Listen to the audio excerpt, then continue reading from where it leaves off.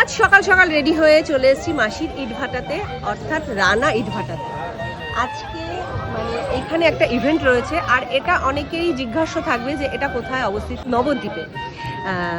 তা দেখো বহু মানুষের সমাগম এখানে। আজকে আসলে এখানে একটা ইভেন্ট রয়েছে, আর এই ইভেন্টটায় কি কি হচ্ছে না হচ্ছে আমি সবটাই তোমাদের সাথে শেয়ার করব। তোমরা সাথে সাথে দেখতে থাকো। তা চলো ওদিকে যাওয়া যাক। ঘড়িতে প্রায় সকাল 11:30, আর সকলেই দেখো ইতিমধ্যে চলে এসছে।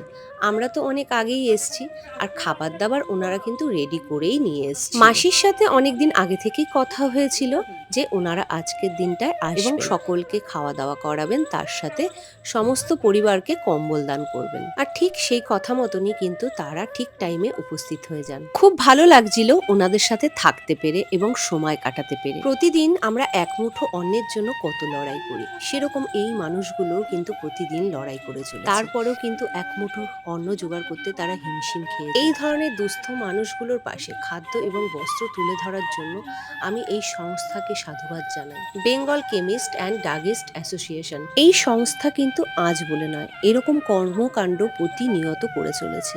সেরকম আজকে মাসির ইটভাটা অর্থাৎ রানা ভাটাতে চলে এসেছে। সবার সাথে গল্প করতে করতে খাওয়া দাওয়ার টাইম কিন্তু হয়ে গেছে, আর ওনারা দেখো খাওয়া দাওয়ার ব্যবস্থা করে নিচ্ছে। এখানে একটা তিরপল পেতে দেওয়া হয়েছে, আর এখানেই কিন্তু খাওয়া দাওয়ার ব্যবস্থা করা হবে। আর বাচ্চাগুলো দেখো কত খুশি, নাচতে নাচতে চলে আসছে এখানে। একে একে সব বসে পড়লো। দেখো ও প্রান্ত থেকে এ প্রান্ত। আমারও দেখে বেশ ভালো লাগছিল। কেউ কেউ তো নিজের ঘরের থালাটা নিয়েই চলে এসছে। এত বড় একটা মহৎ কাজে নিজেকে সামিল করতে পেরে ভীষণ ভালো লাগছিল। আর মেনুতে কি ছিল?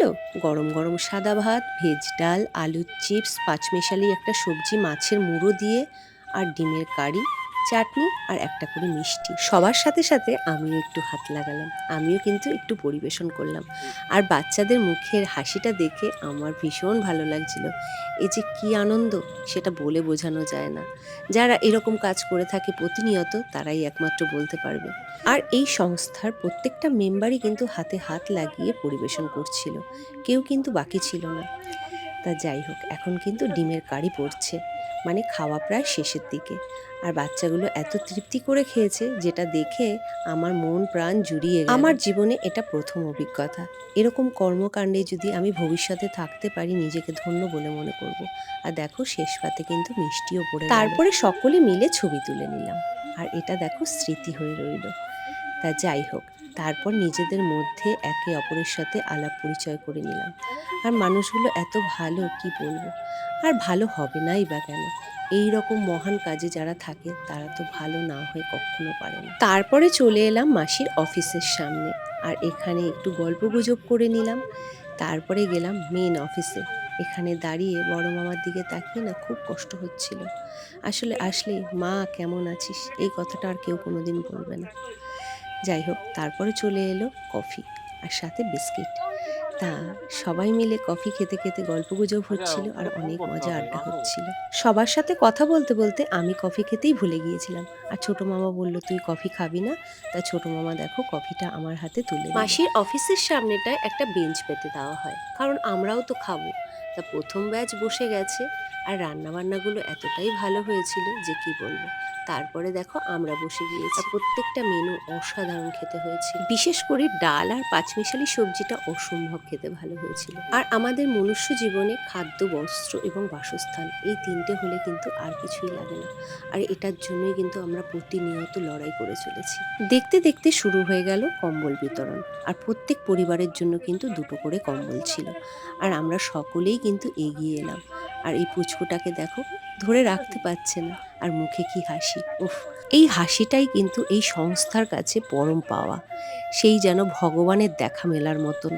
এই সংস্থার প্রত্যেকটা সদস্যই কিন্তু তাদের লাইফে ভীষণ ব্যস্ত।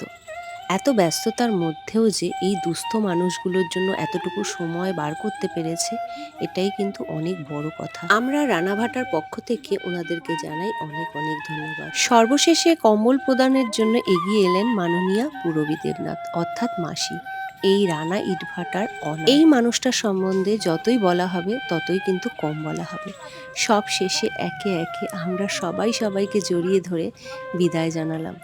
এই মুহূর্তটা খুব খারাপ লাগছিল, কারণ এতটা সময় কাটালাম ওনাদের সাথে। আজ নতুন করে আবার উপলব্ধি করলাম যে পৃথিবীতে অনেক ভালো মানুষও আছে।